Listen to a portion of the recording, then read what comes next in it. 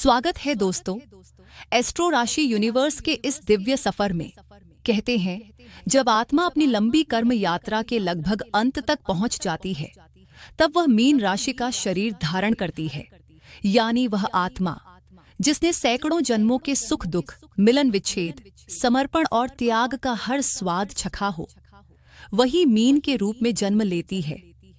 यह वह आत्माएं होती हैं जो पिछले जन्म में अपनी खुशी से ज्यादा दूसरों के घाव भरने में लगी रहीं। किसी ने रोगियों की सेवा की, किसी ने घायल सैनिकों का उपचार किया, तो कोई साधना में इतना डूब गया कि अपने अस्तित्व को ही भूल बैठा।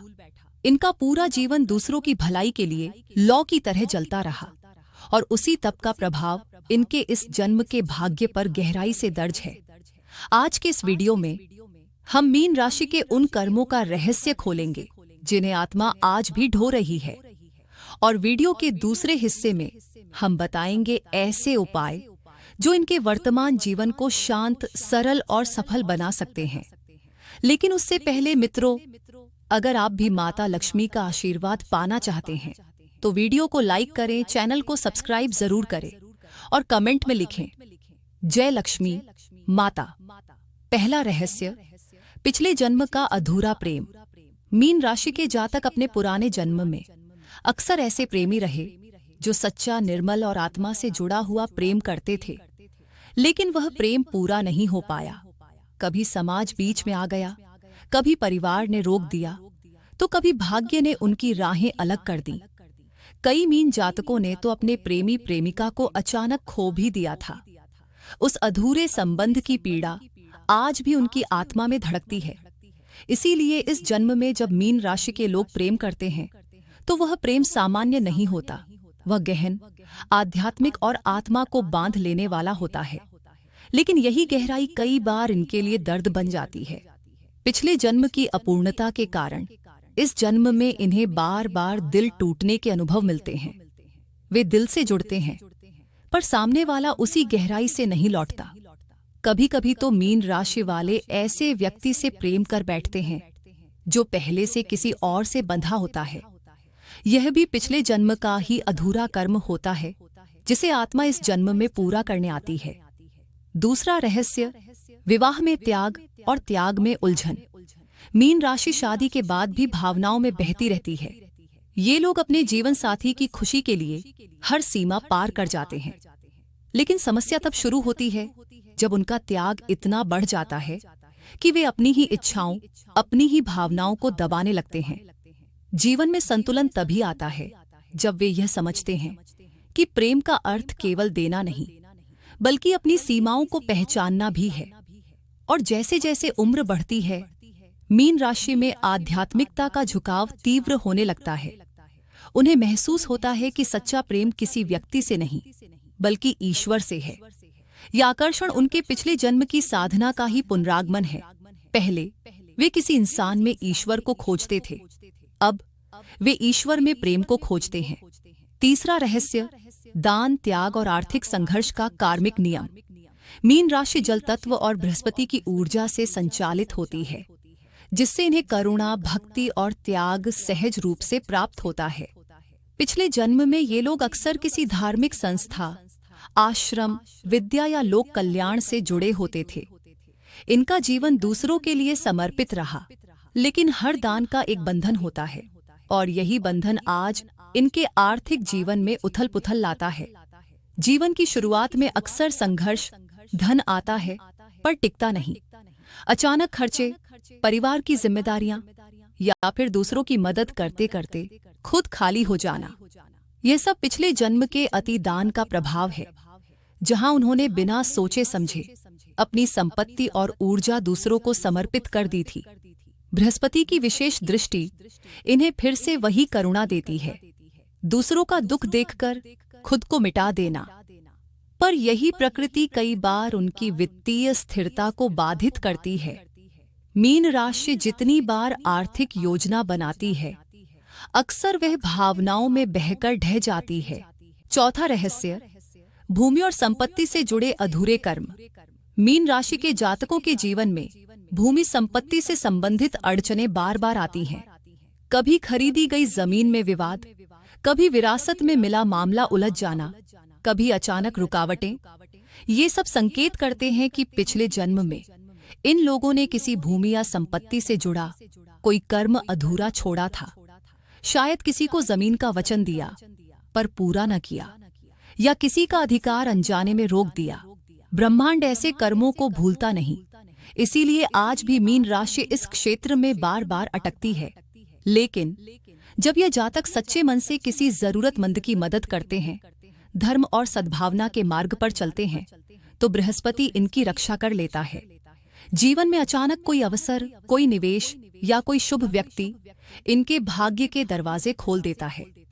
यही है इनकी आत्मा की यात्रा, देना, खोना, फिर पाना, और अंत में सीखना कि धन का वास्तविक अर्थ सिर्फ संचय नहीं, उपयोग है। पांचवां रहस्य, भावनाओं का भार और परिवार का अधूरा कर्म। मीन राशि के जातक पिछले जन्मों में अत्यंत कोमल, दयालु और गहरे संवेदनशील रहे होते हैं। वे अपने आसपास के लोगों के दुख को सिर्फ देखते नहीं थे, बल्कि उसे अपनी ही पीड़ा की तरह महसूस करते थे। कई बार उन्होंने दूसरों की भलाई के लिए अपने खुद के रिश्तों, सुख और परिवार का त्याग कर दिया। इसी कारण इस जन्म में उनके पारिवारिक जीवन में कुछ अनोखी जटिलताएं पहले दिन से ही दिखाई देती हैं। मीन राशि वालों के लिए परिवार किसी रणभूमि की तरह होता है, जहां एक तरफ उन्हें स्नेह मिलता है और दूसरी तरफ कठोर परीक्षाएं भी मिलती है। पिछले जन्मों में इन्हें समाज और सेवा का काम अधिक प्रिय था।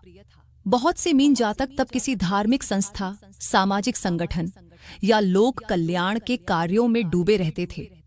उन्होंने परिवार की अपेक्षाओं को पीछे छोड़कर समाज की जिम्मेदारी अपने कंधों पर उठा ली।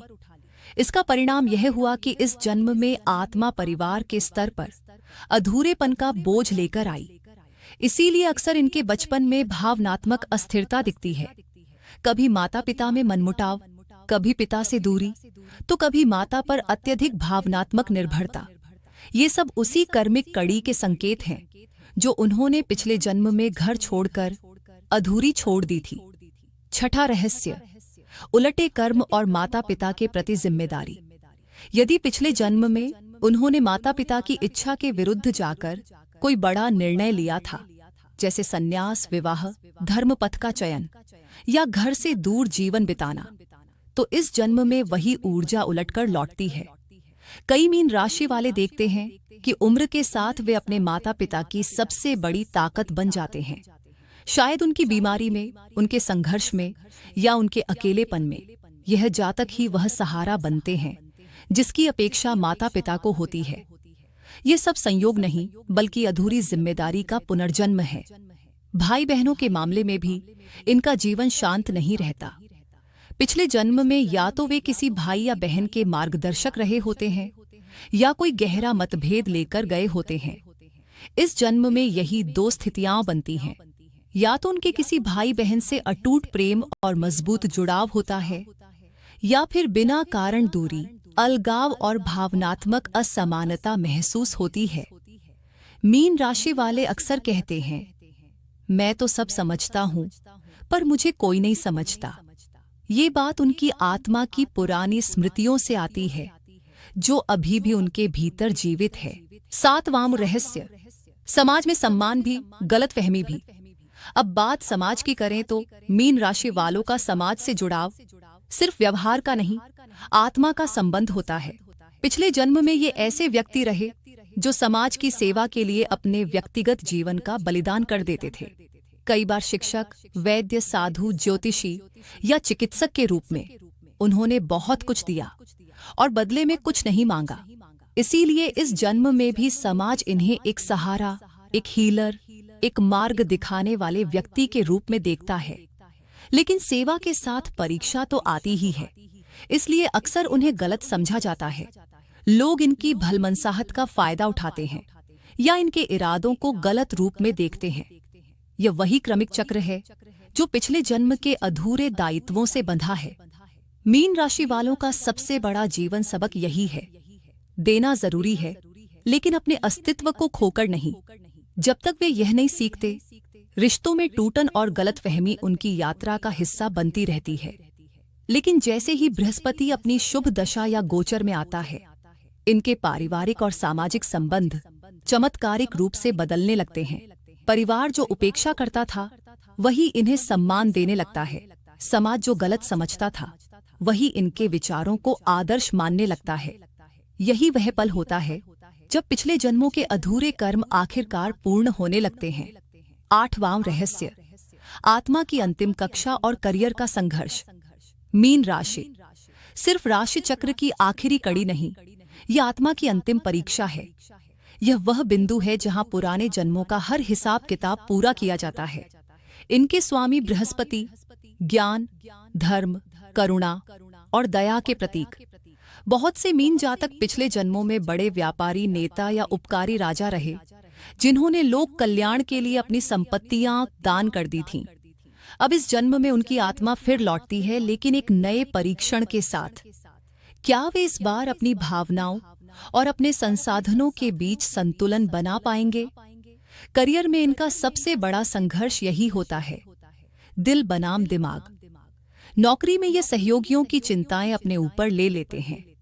व्यापार में ग्राहकों का नुकसान खुद सह लेते हैं। नतीजा, इनकी मेहनत का सही मूल्यांकन अक्सर नहीं मिल पाता। ये सब उनके पिछले जन्म के कर्मों की प्रतिध्वनि है, जहां उन्होंने सेवा को ही धर्म मानकर अपने लाभ को पीछे छोड़ दिया था। 9वां रहस्य, अधूरे वचन, अधूरे कार्य और कर्म का चक्र। ज्योतिष कहता है कि अगर मीन राशि के दशम भाव पर शनि, राहु या केतु की छाया पड़ जाए तो यह कोई साधारण योग नहीं होता। ये संकेत होता है कि पिछले जन्म में किसी काम, किसी साझेदारी या किसी वचन को अधूरा छोड़ दिया गया था। शायद कोई व्यापारिक सौदा आधा रह गया, शायद किसी साथी के साथ अन्याय हुआ, या किसी श्रमिक के अधिकारों को अनदेखा कर दिया गया। इसी अधूरे कर्म की गूंज इस जन्म में फिर सामने आती है। कभी व्यापार में बाधाएं, कभी अचानक हानि, तो कभी सबसे भरोसेमंद पार्टनर तक का धोखा। लेकिन यह सब दंड नहीं, यह आत्मा को ईमानदारी, धैर्य और सीधे रास्ते का सबक याद दिलाने की प्रक्रिया है। दूसरी ओर, अगर दशम भाव पर बृहस्पति या सूर्य की कृपा हो तो कहानी बिल्कुल अलग हो जाती है। ऐसे जातक पिछले जन्मों की बुद्धि और पवित्र अनुभव अपनी आत्मा में लेकर आते हैं। ये जातक शिक्षा, अध्यापन, आध्यात्मिक संस्थान, संगीत, कला, चिकित्सा, काउंसलिंग या सेवा से जुड़े कार्यों में असाधारण सफलता पाते हैं। मीन राशि वालों के लिए काम सिर्फ करियर नहीं होता, ये उनके लिए एक सेवा का माध्यम होता है। और जब वे इसी भावना से काम करते हैं, तभी उनके भीतर का बृहस्पति जागृत होता है। उसी क्षण से सफलता धीरे धीरे उनके कदम चूमने लगती है।